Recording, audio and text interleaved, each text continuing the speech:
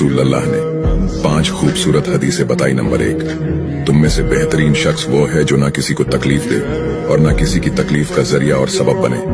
Number 2, जो शख्स दिन में 10 मरतबा सूरतुल इखलास पढ़ेगा, यानी कुल हु अल्लाहु अहद, ये पूरी सूरत पढ़ेगा, अल्लाह ताला जन्नत में उसके लिए महल बना देंगे।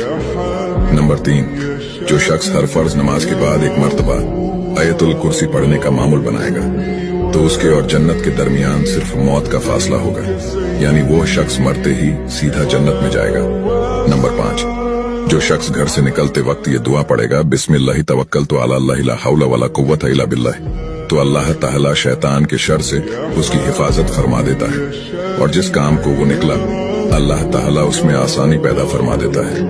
नंबर 5, रसूल अल्लाह ने फरमाया, वो शख्स हरा भरा रहे, हंसता खेलता रहे, जो शख्स मेरी हदीस सुने, उसको महफूज रखे और उसको दूसरों तक पहुंचाए।